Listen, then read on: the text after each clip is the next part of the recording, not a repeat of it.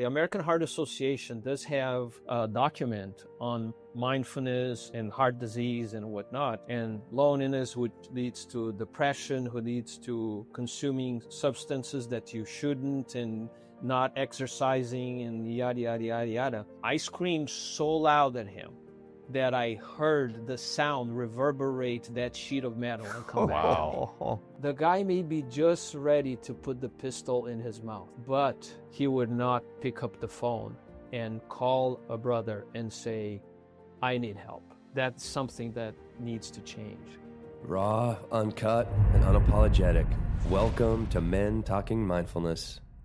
Hey guys, ever think your heart is just a boring pump chugging along while you grind through life? Until one day, it decides to pull a dramatic stunt on you. Today, we're cracking open the chest of truth with heart surgeon and friend of the show, Fernando Lamounier, who's not just fixing tickers, but teaching his patients how to supercharge them. This episode is your blueprint to turn your heartbeat into a powerhouse of calm, connection, and courage. All right. Hey, guys, we're excited to have Fernando here. And if you want to know more about Fernando, head to the link in the show notes. And hey, if you're curious about attaining a better mood, physical health, and mental clarity, check out our new show sponsor, Nourish. And that's spelled Neurish. It's a powder supplement that can upgrade your health from inside out. Head to mentalkingmindfulness.com for more. And now we're going to get into our opening grounding practice, just one simple breath together. Fernando, super excited to have you join us. So thank you for having me. Oh man, yeah, brother. Yeah, it's been a long time coming, and we're going to get into how we met and a whole lot of other things here shortly, and how he's helped us in more ways than one. Yeah, right. Oh, not that one, Fernando. I'm just kidding. There's nothing to fucking hide. I know. Oh yeah. All right, so let's go ahead and get comfortable, whatever that looks like or feels like for you. And if closing your eyes is available to you, then I invite you to do so. Otherwise, just soften your gaze. And let's breathe out. And hold empty for a moment. And then a nice, long, slow, deep breath in. Holding full at the top. And relax. Relax. Relax, release that breath and move around a little bit, maybe rolling your shoulders, rolling your neck, opening your eyes. And here we are, my brother, Fernando. Good to see you, man. Good to see you. Will and I don't even remember what we were talking about recently. And we talked about, it came up in the conversation that the heart can actually be changed through meditation. And discussions that we've had, I think one of the first discussions that we had was how you actually had encouraged your patients to meditate before surgery, and you meditate before surgery, and how that's changed. So what first got you into meditation as a heart surgeon, and how has it changed the way that you handled the high stakes in the operating room? I have to really go back a while as far as the memory lane here, try to remember, because I've been doing this for so long. Meditation and heart surgery? Or like, yes, I think, okay. I've been practicing for 17 years, and wow. It took me 10 years to become a heart surgeon. So wow, you add that. It's been a while. I just disclose my age here, but well, you look better than I do.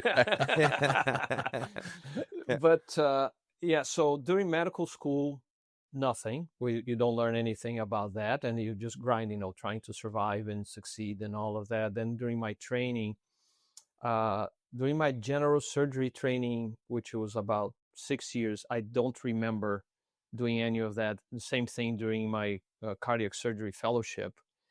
Then when I started practicing, although meditation is to some degree ingrained in my faith and all of that, I had some, I did some relaxation techniques and all of that, and prayer, but not truly meditation. And then I got into yoga, and I had this absolutely fantastic instructor, and every Wednesday and every Saturday I did either an hour and a half, and it was not frou-frou yoga. Like you get out of that truly, like drenching sweat. It wasn't hot yoga either, but it was a workout. And at the same time, was like a mental meditation. She was really into the spiritual side of yoga, and she would bring those messages and whatnot. And I started doing that, and I learned about the, how do you pronounce it, Will? Ujjayi breath. Yeah, Ujjayi. Yeah, it's Yeah, the one in and out the nose. Yeah, that's Yep. correct. And I became very good at doing that during my whole practice of yoga. And then I was fresh out of training, and that was when I started practicing. And it's a completely step up in intensity. When you're being trained, there's always the guy across the table from you training you and whatnot. And then you're on your own. You're it. And I start to bring that to the operating room with me. And the things got intense, so I just start breathing. And one of the messages that we got every time was like, okay, you do your I actually hire her to be my personal instructor, because I had to start very early in the morning. So 5 a.m. I'll have a yoga session with her, then I go to work. And she said, I'll bring that with you to your work day. That feeling, when you lay down in Shavasana after you are like completely exhausted and whatnot, and you just get that energy back and the peace. And that's how it started. That was the beginning of it. I never looked back. I mean, when you're doing that Ujjayi breathing, yeah, it's very deliberate. It's very calming, and it's also, you're exercising the Ujjayi breath. If you're doing like a flow style asana yoga practice where you're moving through different shapes, like you're constantly breathing like that, in for 4, out for 4, and it becomes a moving meditation. And I can see, I mean, with heart surgery, it's another, its own kind of physical practice. I mean, you have all the knowledge in your head, but I mean, but you're literally holding the heart of somebody in your hands, right? And I can imagine like that can be super high stakes, like John had said in the beginning, and just to use that breath to stay calm, because that's what really is so great about taking on a practice like that, is we get to understand, create that reference to calm on the inside. So therefore, when things are going, when we're not calm and we get off center and we get into an excited state, whatever that excited state is, we understand that, oh, wait, like this is calm because I've experienced calm. I work for calm. How do I get to calm? I do my breathing. And here it is, like you being like a mindful heart surgeon, all right, because you're continually accessing the breath. I mean, I love that. So what I got here? So what does it feel like, mentally and emotionally, like right before, you're holding someone's heart in your hand, and well, I guess we kind of already did. So do you feel more sharp? You feel more relaxed, like when you're kind of in the midst of a surgery, by finding your breathing, and also like even preparing, like you had mentioned, you have like a yoga and like a breathing and a meditation practice even before you kind of hit the day. Yeah, so there's a couple of things that I do. I have my morning and my evening ritual. I try to do that every day, and that's before I leave home, right? That's part of it. Uh, it involves, usually a guided meditation, prayer, breathing, and visualization. Then I go to work, and let's say I'm going to start surgery, and there is this process that we wash our hands, it's called scrubbing. And there's a time for that. You need to scrub for a minimum of 3 minutes. A lot of times people use that time to yap, and if there is a guest, someone who came to, either a student who came to watch an operation, or someone from the medical industry who brought a device or something that we need to use, and they use that to kind of catch up or have some sort of conversation. I don't do that. When I go to the scrub sink and people get close, I said, I just need a moment. We'll talk in a minute when I'm in there. And that is my time. A lot of times I close my eyes and I'm just scrubbing, and I'm visualizing the operation, what I'm about to do. Sorry if I get emotional. I really give praise and thanks to God for the privilege that I have to have this life in my hands. And then and that is it. And then off I go. Sometimes and that is more an elective kind of environment. Let's say no, oh, there's an operation that was scheduled and whatnot. I always have to scrub no matter what. But if someone came from the door, kind of like from the emergency room or the cardiac cath lab, trying to die on us, and things are very dicey, I still have to scrub. But now, or if I got an emergency call, for example, I'm in the hospital, they call me from another area of the hospital, say, hey, this guy's about to die here. Can you come and help? That's what I call the elevator time. That's what I'm going in my head, all the different scenarios. Okay, what this guy can have, possibly have that is wrong, and what I'm going to have to do, what their step, who I need to call, activate the team, and this and that. And then when I get to scrub, then I go back to that moment again. Sometimes it has to be quicker. There's a lot of stuff going on through my head, but I am the guy setting the tone. If I lose my shit, everybody will lose it. Right. Wow. So I need to stay calm and centered and deliver the message. There's no screaming in my operating room. Everybody maintains the tone of voice, and there's no throwing things or anything like that. That's how I try to operate. Obviously didn't start that way when I was, fresh out of training, or even when I was being trained. I saw people doing different things, but as you get more confident, and more experienced, then, things get a lot more under control. You know this, Becca, my wife, for the audience. Becca is in orthopedics, and she's in surgery, and she says just that, how the surgeon dictates the atmosphere within the OR. And she's worked for different surgeons, and she comes home sometimes from working with a good surgeon where the atmosphere is set and it's one of calm and everybody's kind of working together, whereas she's come home and she's exhausted. I mean, she feels great from working with those surgeons, and then when she comes home from working with a surgeon that is less calm, it carries forward for the whole day for her, and I'm sure everybody else in that OR, and then it comes home with her. So I love that you're doing that, not just for yourself, but you're setting the tone for the rest of the folks in the OR. Now I want to take it one step further. You're doing, or rather you're having your patients do meditation before surgery. At least that's what I understand from conversations we've had before. What inspired you to start doing that? And then have you seen positive outcomes through that? Yeah, that's a great question. What inspired me was, quite honestly, was Dr. Joe Dispenza. Oh, yeah. Because he showed it to me how possible it was to help that with the healing of our patients, right? Until then, we thought, the meditation is something more individual and this and that. But in that kind of scenarios, connecting the two dots, he's the one who showed me that. And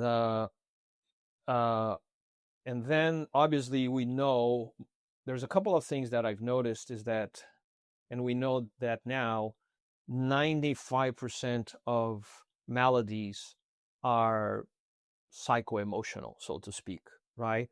And the same way that you describe that Becca comes back home exhausted when she worked with someone who is more intense or the screaming type, it's exhausting for the person too. Like I realize when I'm calm, collected, my day goes much better.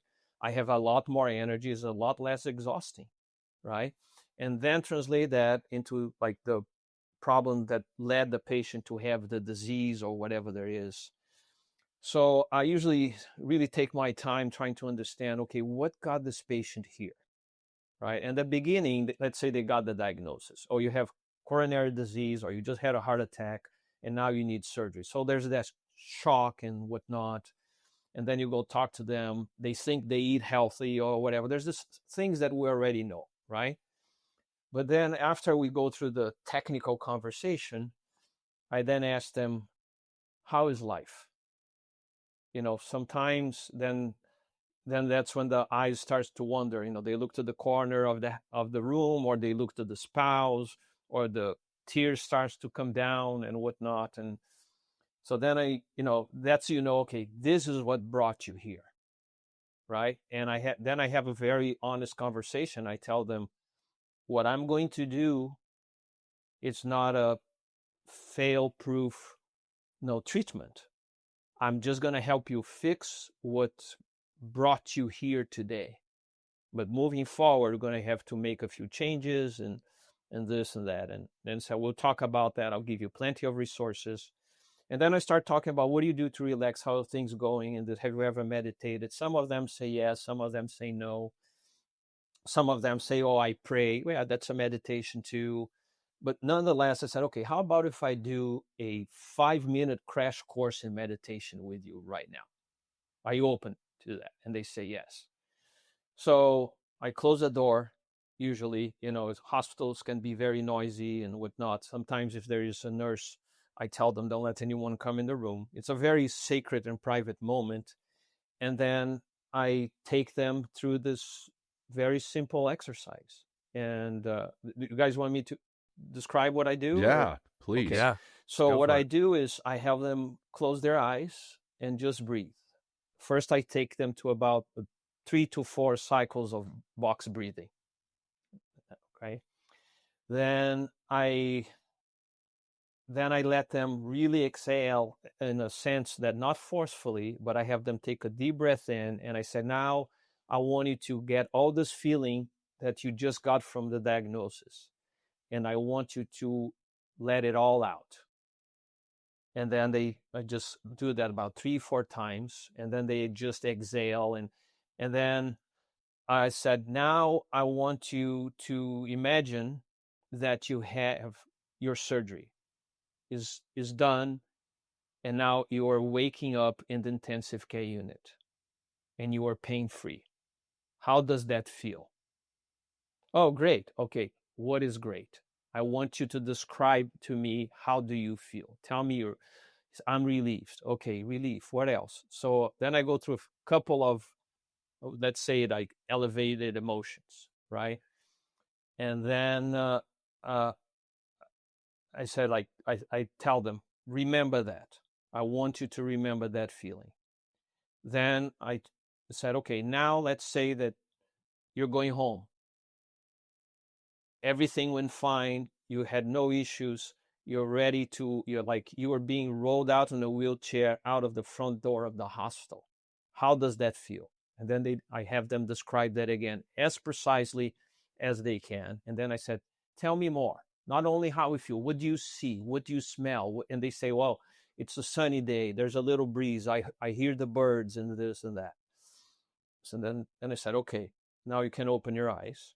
Then I tell them, until the time of your operation, every time you feel anxious, I want you to stop and do this, what we just did. And at the minimum, I want you to do that 3 times a day, mainly before you go to bed and when you wake up in the morning. And that's pretty much it. Like if it's an urgent, or semi-urgent situation, like I'm going to do the surgery tomorrow kind of thing, and the guy just got the diagnosis, or the gal, and they're very antsy. A lot of times I'm looking at the monitor and I'm doing this and I see the heart rate come down, the blood pressure come down. The other thing that I've noticed, although, I don't have like thousands of patients that I'm studying under that umbrella, but the other thing that I noticed, that they wake up usually with a breathing tube in their mouth, right? They just woke up, they're in the intensive care unit, they're on the ventilator, and just coaching them beforehand. And I go over in more detail, you're going to wake up, you can't talk, there's a nurse at your bedside and all of that. Then, a lot of times they say, yeah, I remember you telling me when I was coming to, and at the beginning I was confused and agitated. Then I remember you told me just to breathe and whatnot. I had the wife of a cardiologist that I took through this whole process. And after she left the hospital and whatnot, she called me and said, you are not going to believe this. I'm leaving the hospital and everything was exactly as I thought it would be. How It cool. was a sunny day with the birds or whatever, the breeze, whatever that was. Wow. That's awesome. Yeah.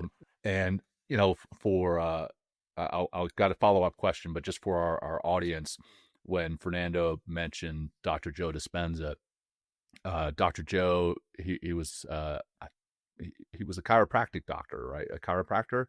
And then he got injured in a cycling accident. I think he was training for a triathlon or half Ironman or something, got run over, and then was in the hospital, was told he will never walk again. And correct me if I'm wrong on any of this, Fernando, but was told he will never walk again, and basically used his mind to heal his body. And since then, he's been out there promoting meditation, teaching meditation, running a lot of retreats and very intensive classes, one of which I went through with Fernando here in Denver. I think it was a 2 or 3 day event. And learned a ton from Dr. Joe. Hoping to have him on the show one day, Fernando. We will. And we will. Yeah, it will happen. Yeah, it will happen. Yep. We're visualizing it right That's fucking right. now. That's right. I'm just kidding. I'm sorry. But my follow-on question for you, Fernando, is have you ever had a patient say, no, I'm not comfortable with the meditation. I don't want to do that. Question. I don't think I've ever had anyone saying no, but to some degree, and actually that's a good point. It may be more on my end. I noticed that some patients, I said, he or she may not just be open to this right now, but most of the time I try to do it. Yeah. I'll tell you, if I'm a few weeks out or a day out from heart surgery and my surgeon is telling me that I need to do something, I'm going to be doing it. Yeah.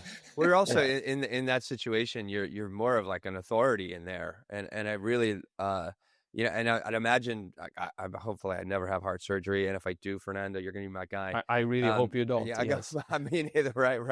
But I'd imagine in those situations, like you're kind of looking for answers or looking a way to calm down or looking like for a way, to have a better experience. And I could see them like lending themselves, all right, you know what, like I'll try.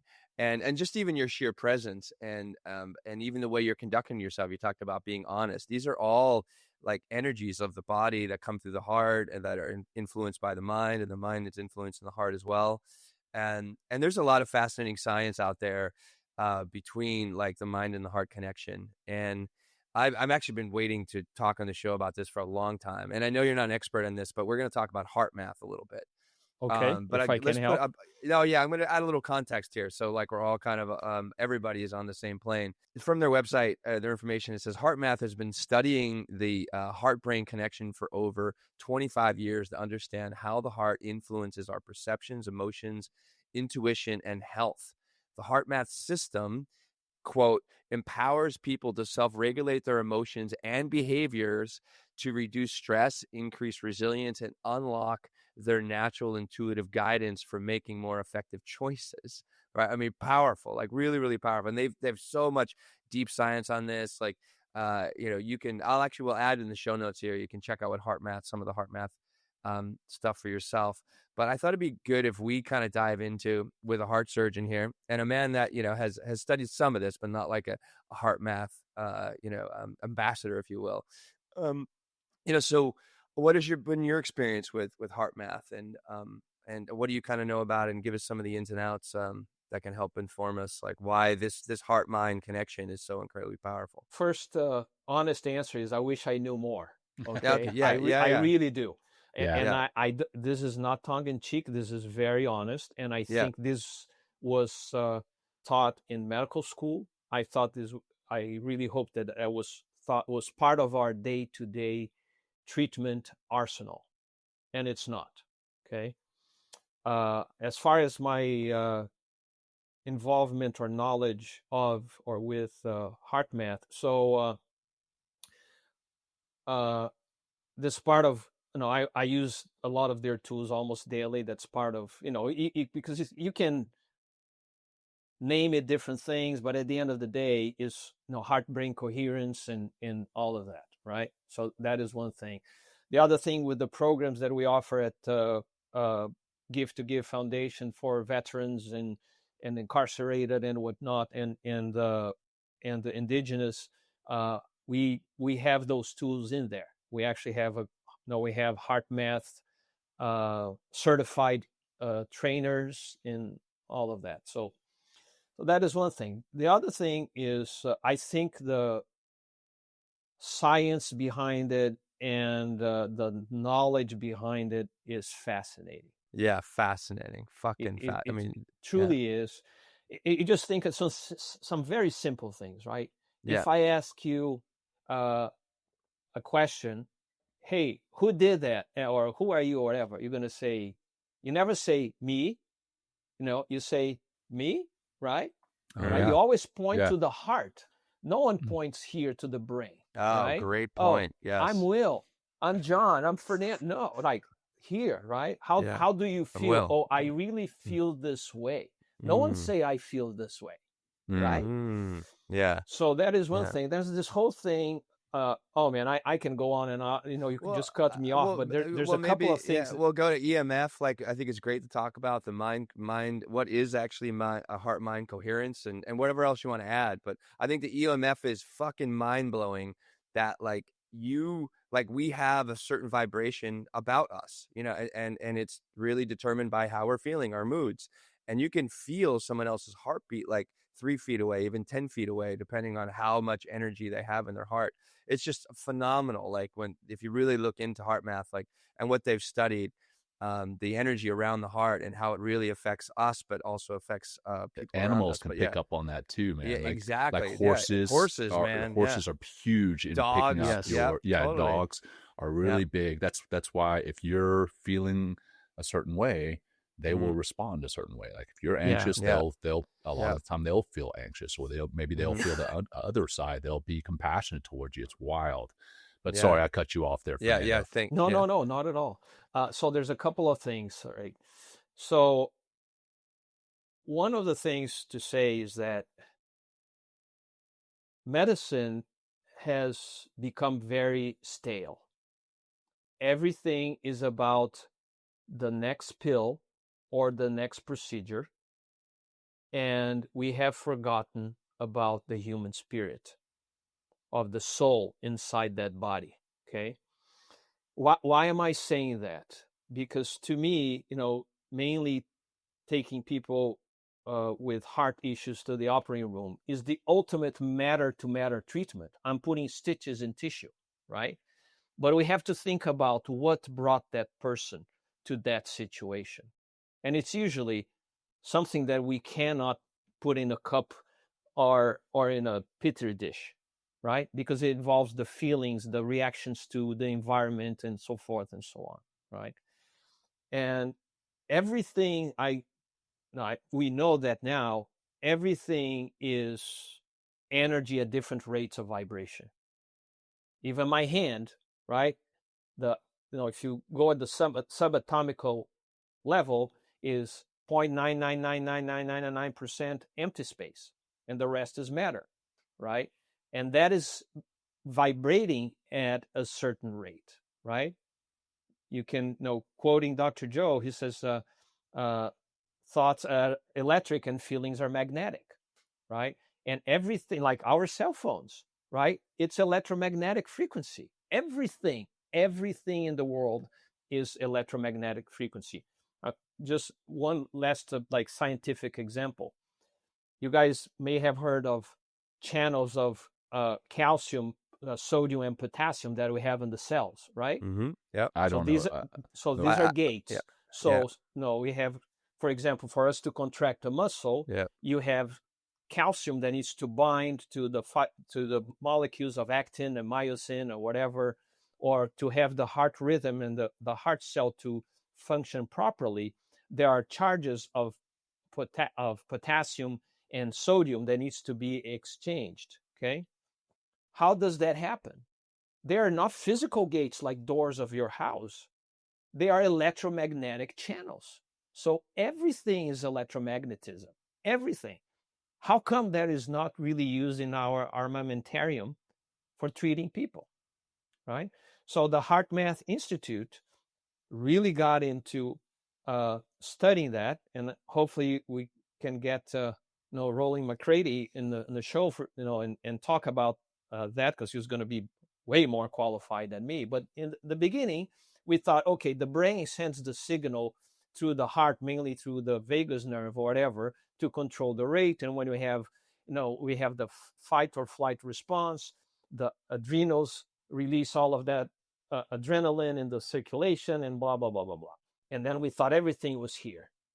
No, now we know that there are a lot of pathways from the heart to the brain, to the ratio of about 10-1. To be more precise, is 9-1 more information from the heart going to the brain than vice versa. Yep. That also controls how we react. So there's a lot of communication between the heart and our frontal lobe. What does the frontal lobe does? Is our discernment in terms of behavior, of reaction, of being the capacity of planning or achieving goals, and then being grateful for the goals that you have achieved. So that is all connected. So that connection is essential. So we need to have to be in a point where the heart and the brain are in alignment, like in a symphony. If you've ever been to like a symphony, when they start, they have all that noise, like it's the violin and the viola and the cello, warming up, and they are all like cacophony. They warm it up, right?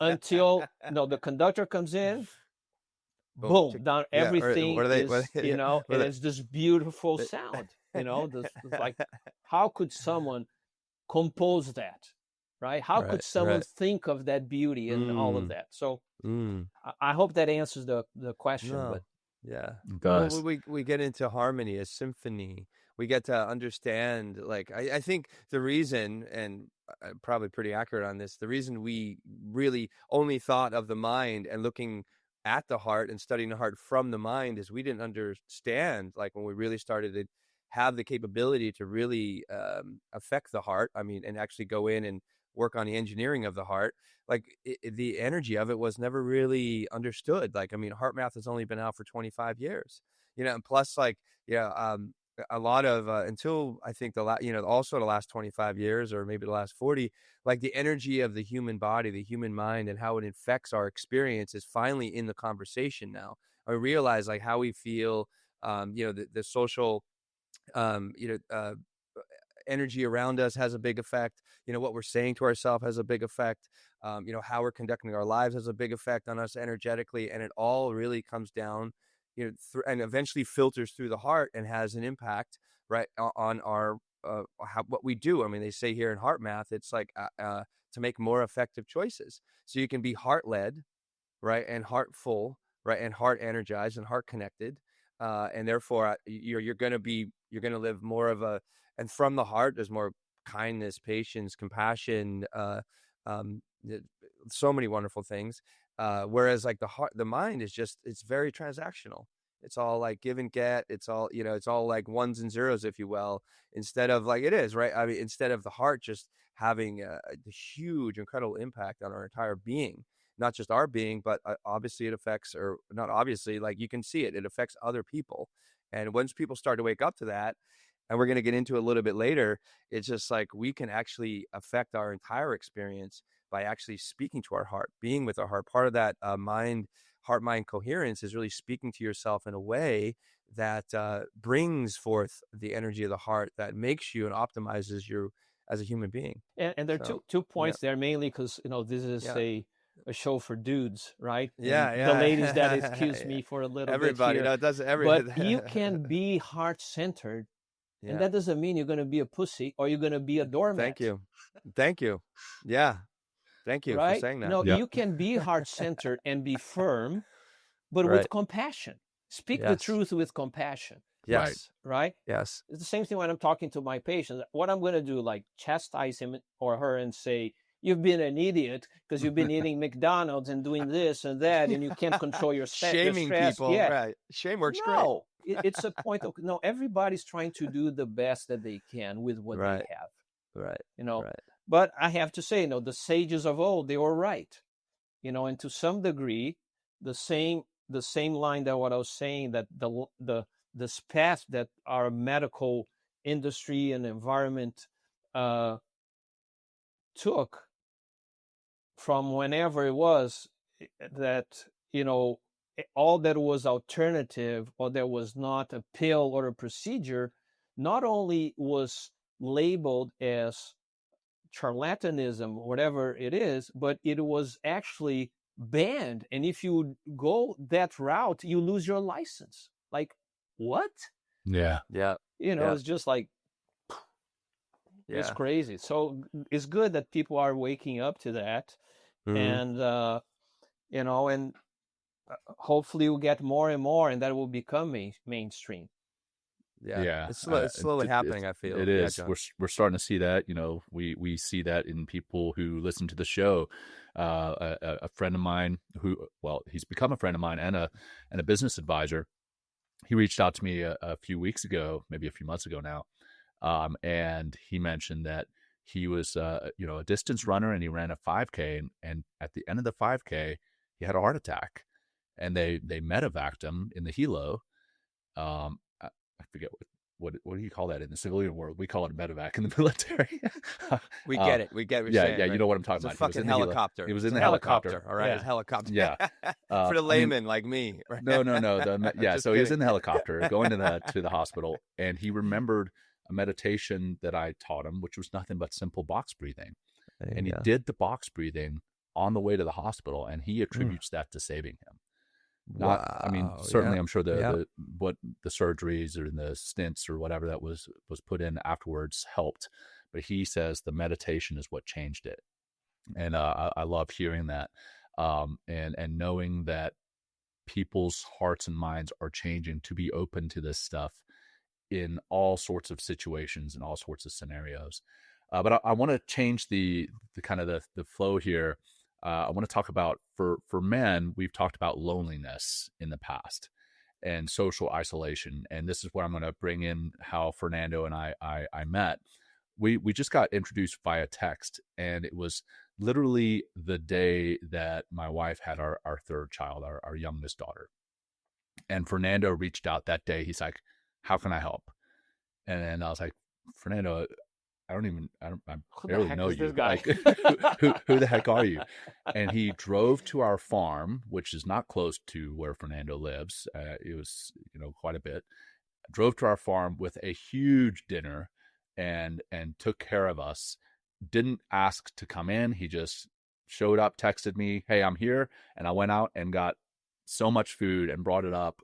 And, he took care of us. And then since then, we've connected a lot of times, clearly. But we connected over coffee once early in our friendship. And Fernando is both a heart surgeon and a marketing expert. So he was talking to us about how to market the show and how to market X, Y, and Z that we're doing. And then he says, hey, where do you think I'm from? I don't know if you remember this, Fernando. And I was like, I was trying to guess from your accent. I was like, I don't know, somewhere in Europe, Italy, Portugal. He's like, okay, closer with Portugal. And I was like, oh, okay, Portuguese. Oh, Brazil. And he's like, yes, I'm from Brazil. And then he went into his whole story about, how he came from Brazil. Again, correct me if I'm wrong on any of this, Fernando. I'm drawing from memory, and my memory isn't always great. But you came from Brazil, if I remember correctly, not speaking English or very little, and you're a self-made man, created, what you created the foundation of who you are, both in your professional life and your personal life, and you've developed friendships through it. So that was a very long-winded way of coming to the friendship that we've developed, with the three of us here and the work that we do, and how important that friendship is. And I want to go, if a man is lonely and his heart is kind of closed off to developing relationships or to making new relationships, how does that loneliness affect the heart or potentially even lead to heart disease based on what you've seen? No, I didn't remember exactly that conversation, but it's funny now that you're mentioning it, but I do remember when I reached out to you and I said, what can I help? And it was funny. I said, like, you just came back from the hospital. You guys have something to literally eat, right? Yeah. So yeah, great. Yeah. When I came to the U.S., as I said, no, I'm a damn foreigner. So I came here to have for my surgical training. I did speak English then, not as well as I do now. I remember I got a scholarship once at a hospital in the U.S., and I was afraid to pick up the phone. I'm in the intensive care unit, and I could communicate, okay, but then, all the jargon and the acronyms here, they were very different. My wife, on the other hand, she's totally nuts because she married me and came with me not speaking much English, Oh man. Yeah, so Mm-mm-mm. yeah, but it has been an amazing journey, and I would not uh, change it for anything. No, with all the ups and downs, it's been truly fantastic.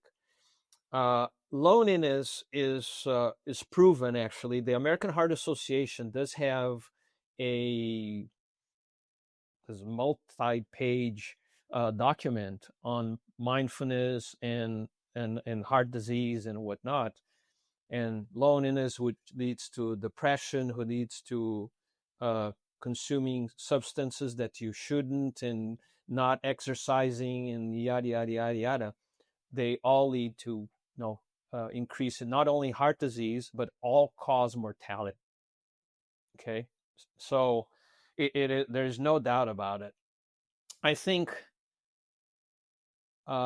we guys try. There's always this thing. I'm not sure if this is the pride or whatever it is, that we need to be tough, right? We need to show that we are tough, and we can't. No, showing any vulnerability is a sign of weakness.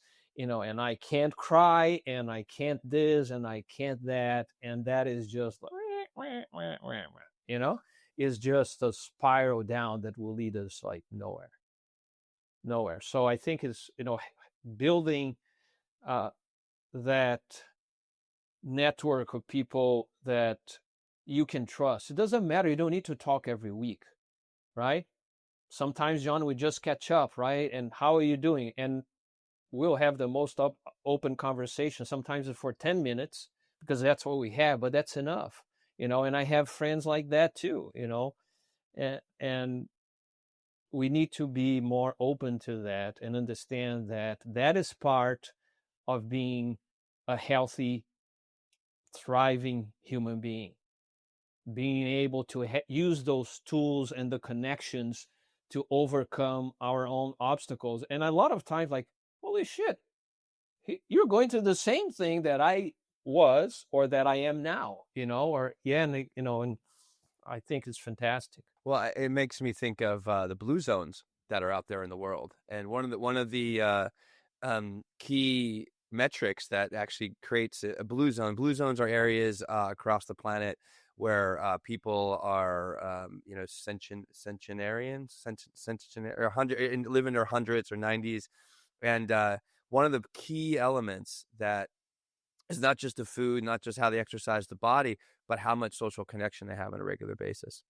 And this is what qualifies a place like Italy is a very high rate of blue zones throughout Italy because they have so much family built in. So it kind of takes us out of that isolation and reminds us that we're connected to something greater than ourselves, and also we're connected to kind of a whole, and share a lot of common humanity with other people, which just gives a natural sense of release, to the mind, to the body, and to the human experience.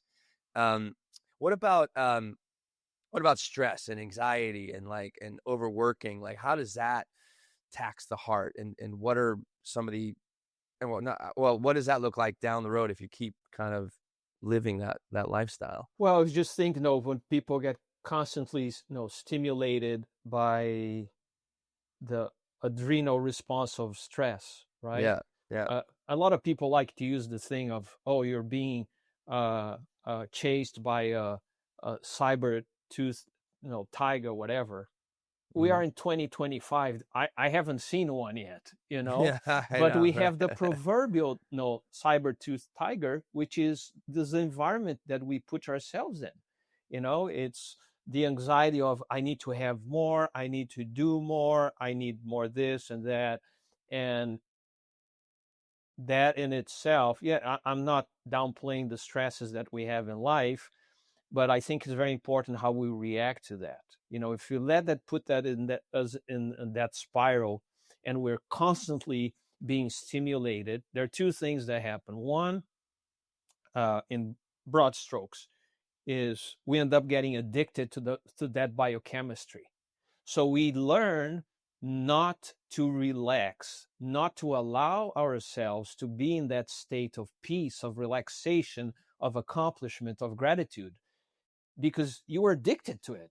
Literally, like, all your receptors are said, give me more. You were a druggie, right? So you need to break that path, and or that habit, so to speak. The other thing that will lead then to hypertension, stiff arteries, uh, poor eating, uh, cholesterol imbalance, and the list goes on and on and on. So, and that automatically or eventually will lead to heart disease. But one of the things that I tell uh, my patients a lot is that, but you need to own this, in a sense, not in a shameful way or in a blaming way.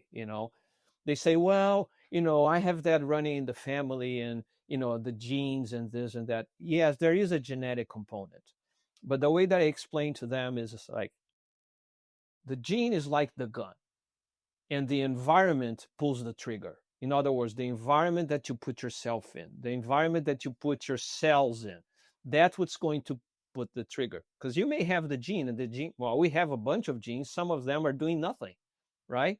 Until they get activated. So it's important that everybody needs to own that. Yeah, I understand there's something that I can do. There are things that I can control.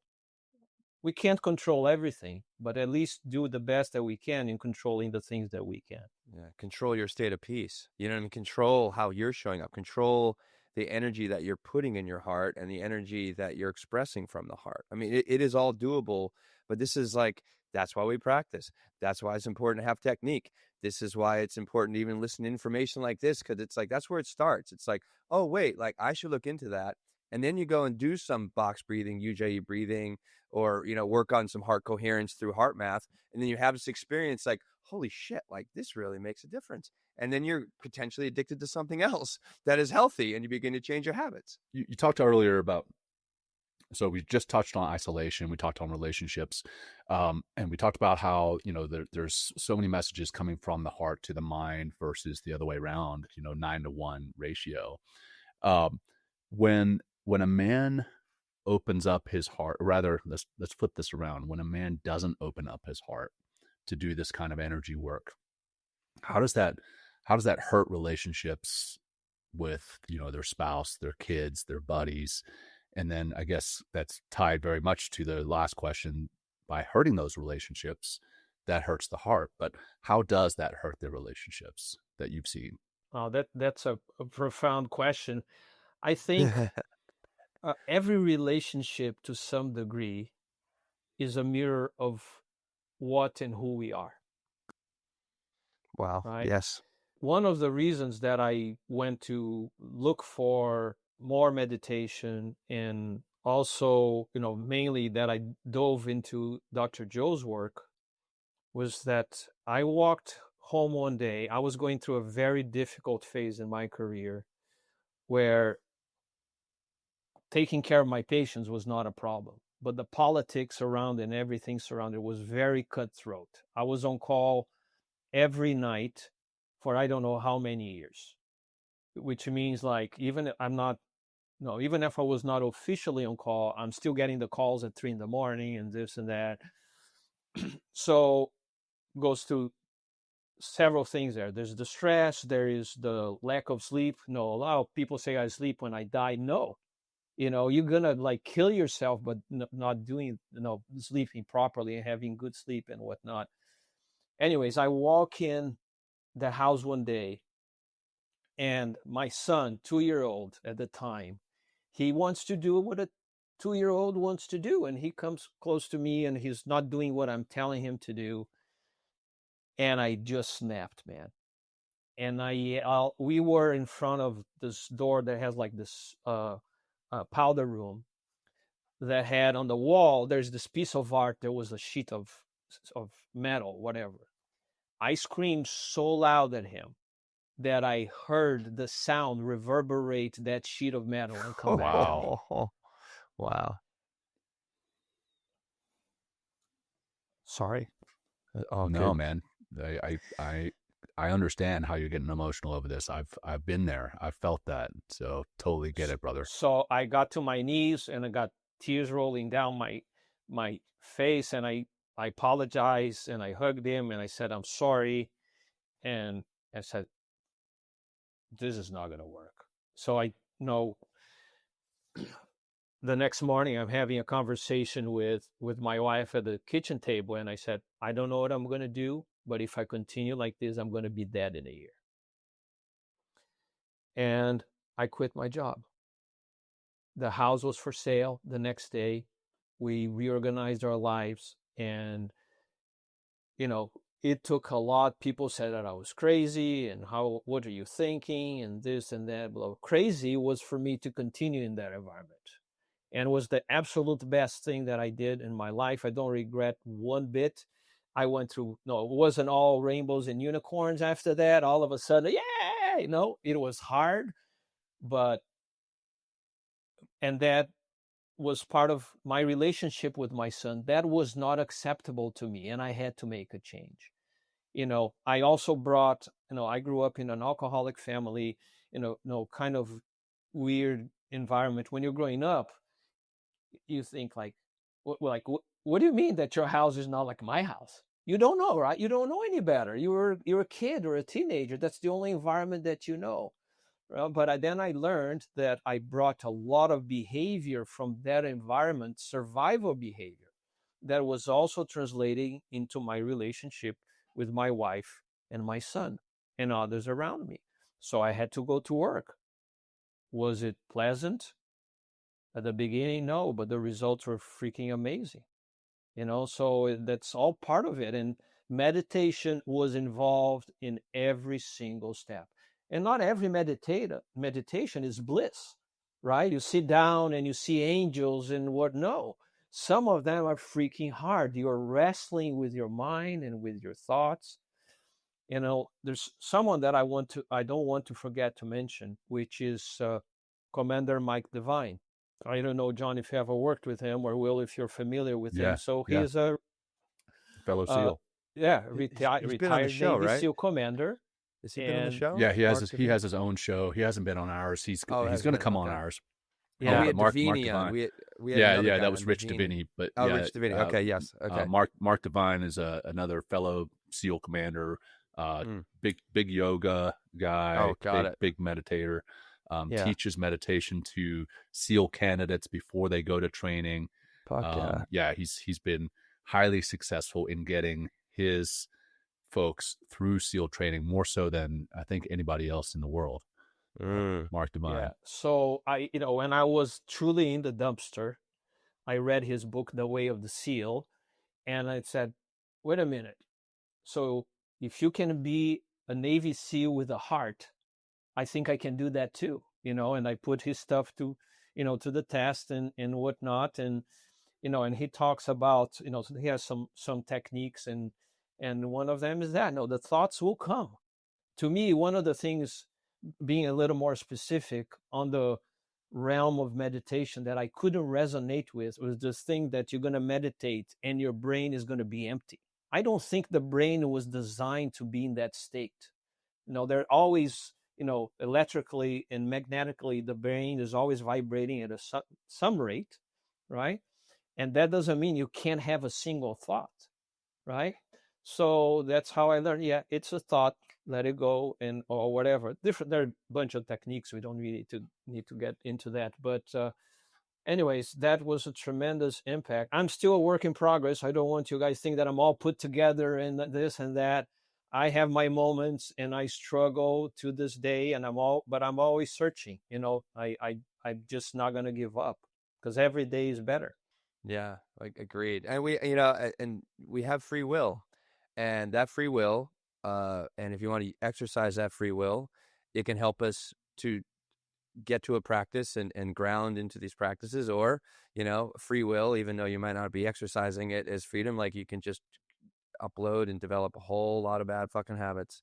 and they're going to run your life. You know what I mean? So you can either way. I mean, you got the free will to do it. And it's interesting. The body doesn't care. Habit does not care what kind of education you're going to present it. It'll just work in one way or the other, whether it's like going to be more healthy for you and other people, or it's going to, destroy your health and destroy relationships. Like The body it's doesn't even know what you're exactly. thinking, if it's true or not. Right. Right? So Yeah. you might Yeah. as well feed it with what it's supposed to think. You Yeah. train the body, not the brain, not the body trains you. Yeah. Right. Put the Yeah. body to respond to the way that it's supposed to respond. Yeah. Well, you mentioned earlier when you were talking about how you take those 5 minutes and you guide people through a meditation, and you were watching their heart rate start to drop. So what is going on there between, the meditation? Like the meditation, we probably just think of mind, and it is like it's a discipline to focus the mind and get out of the mind and get into the heart. So what is going on there between like the heart and mind connection through the practice of meditation? Well, I think there's a couple of things in that scenario. Number one is that they start to relax. Okay. So because they all wind up, I would be the same thing. Just imagine, okay, you need to have heart surgery tomorrow, dude. Okay. That is a tough pill to swallow, right? So there's all the tension, and then all of a sudden all the stuff start circulating their minds. They're thinking, how I'm going to take care of my family, how I'm going to work, do I have the money, do I have this, how about that, how about all the things in life that I didn't do that I wish I have done. And so just imagine, there is almost like their brain is inside of this washing machine of thoughts, right? So first I think by doing that, it allows them to relax, right? Then we put them to breathe. And then I put them, combining their intention of a healthy recovery with the emotion of the relief of being healed and having a second chance. A lot of patients use that term with me. Oh, I have a second chance. Mm-hmm. Okay. Mm. And I think that puts them into coherence, combining the two.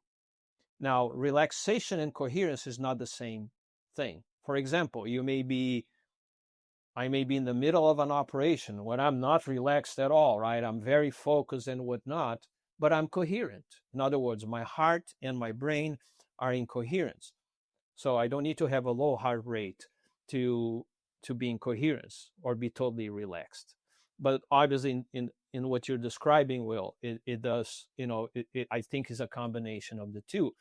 Then once they realize, they relax, they start having those emotions, then the brain starts start receiving all these signals that the heart is sending up, to it, and then the discrimination of the thought, the abstract thinking, there's a lot of communication from the heart to the thalamus. The thalamus is the big gate to the brain, right? It controls, let's say, in very plain terms, it's like the gatekeeper and the usher, sending things to different areas of the brain, and then it will take that stimulus from the amygdala, which is like the holy shit thought, I'm gonna die, to wait a minute.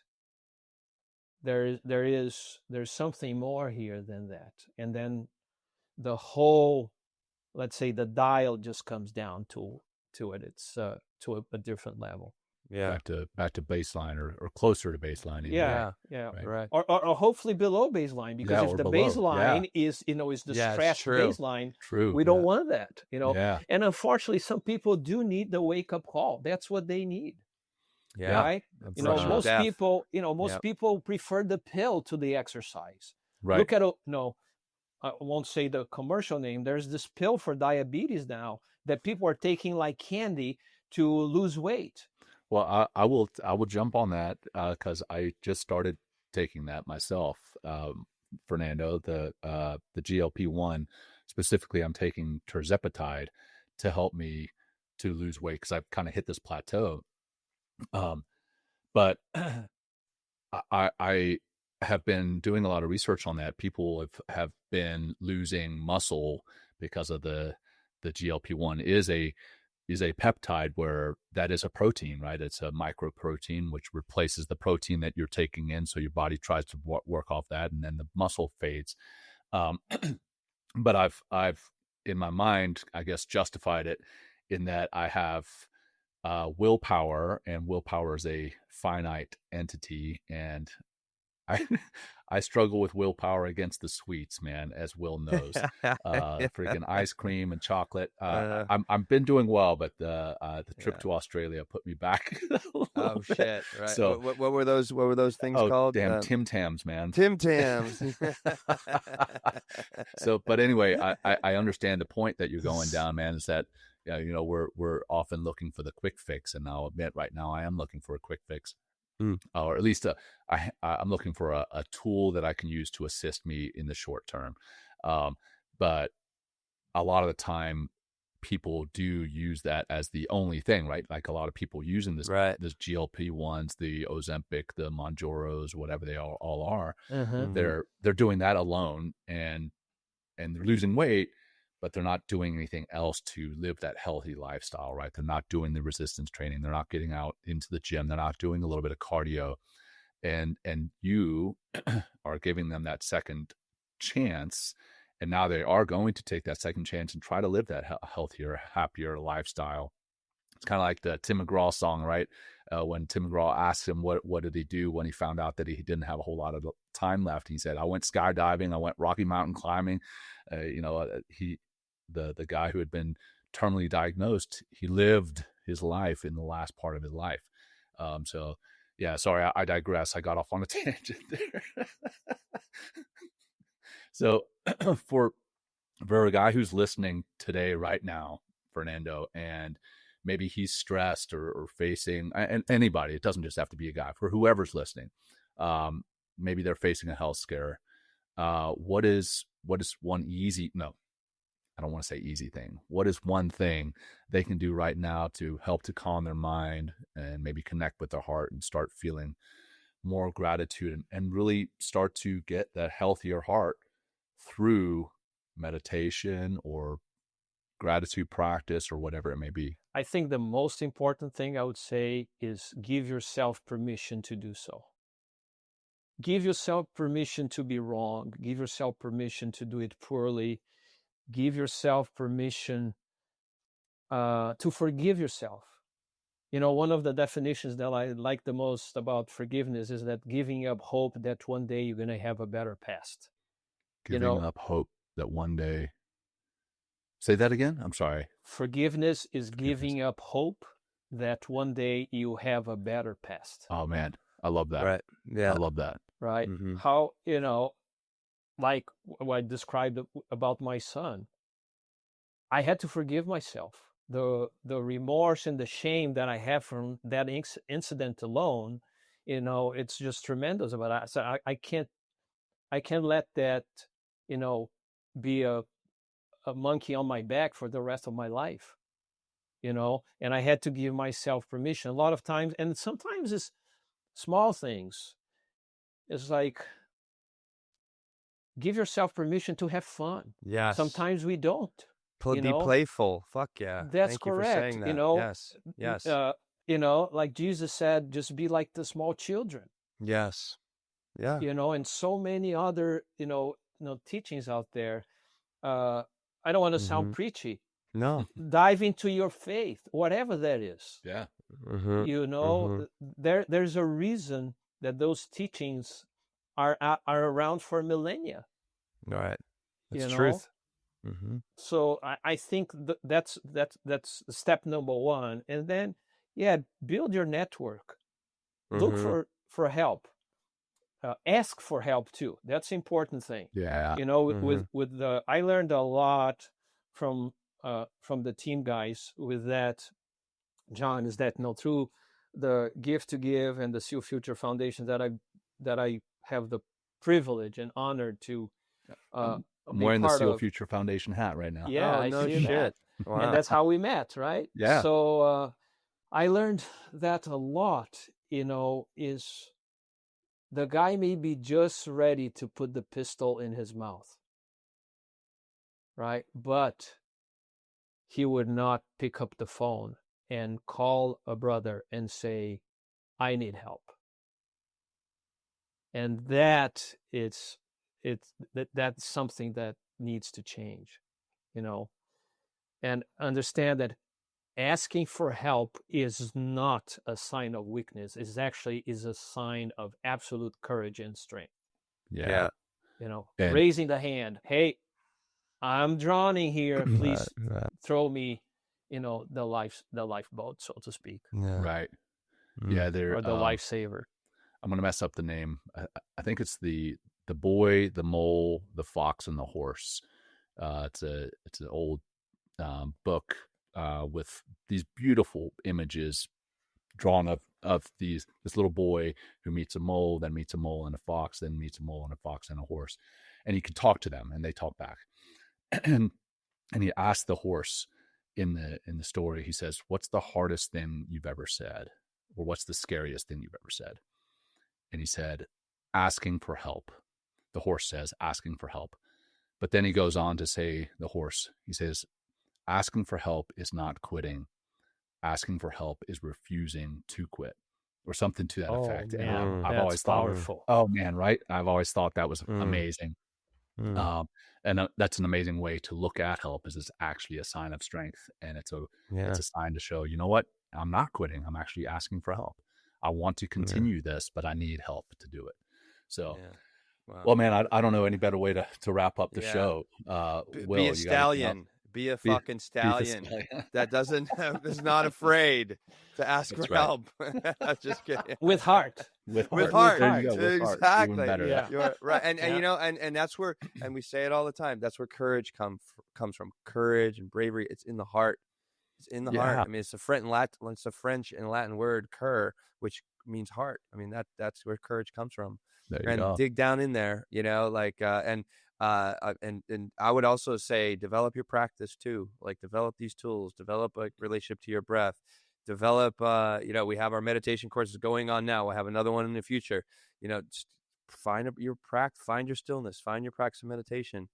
Fernando, this create, was, just one thing no, I want to add go to that. for it. Yes. Create your ritual, your morning ritual, your evening ritual, in a way that you cannot get yourself off the hook.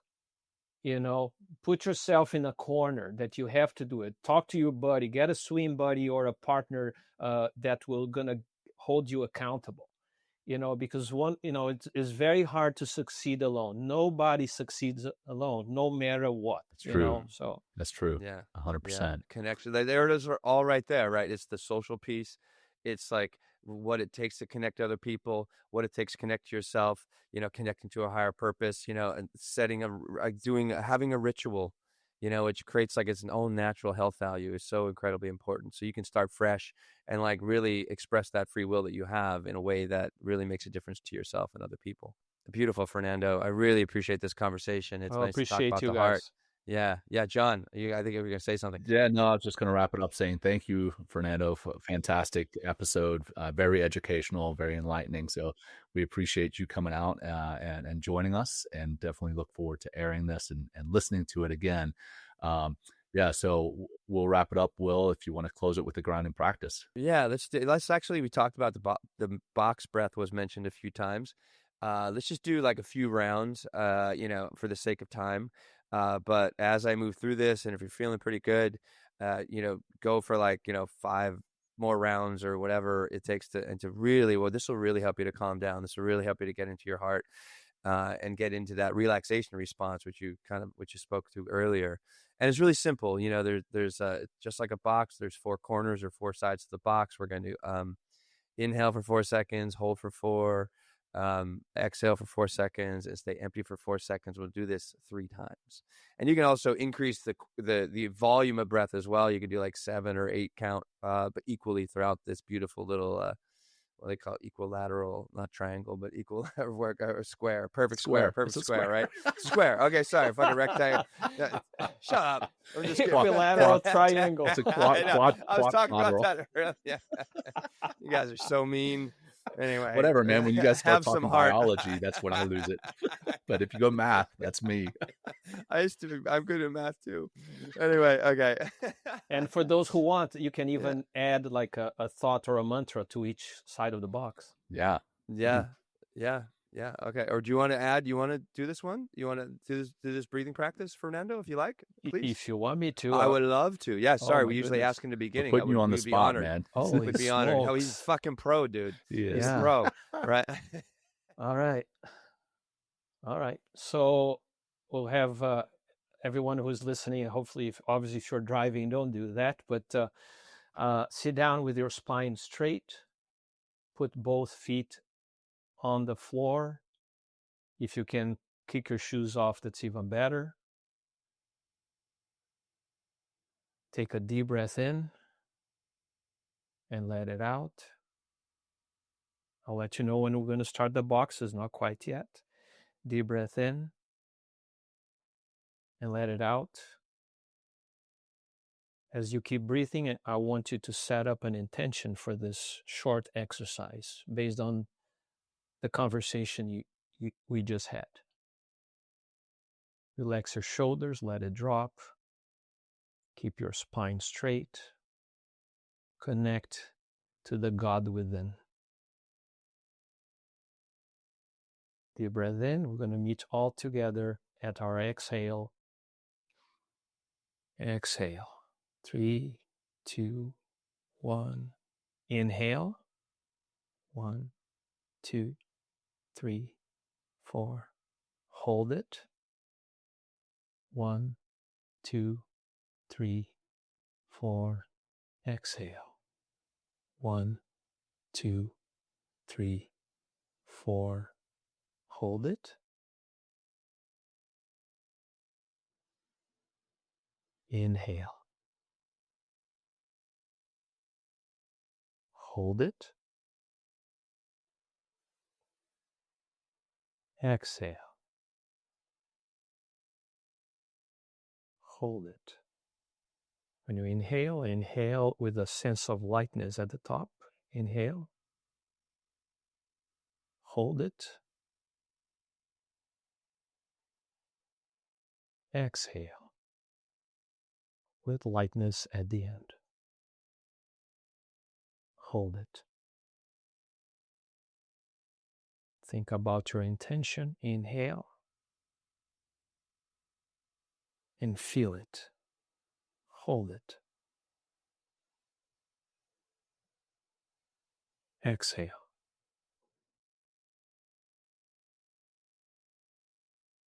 Hold it. Last round, best round. Inhale. Hold it.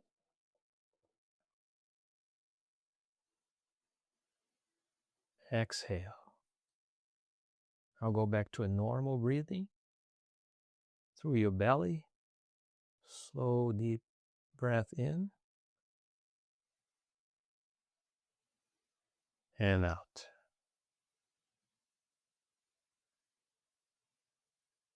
And when you're ready, you can open your eyes.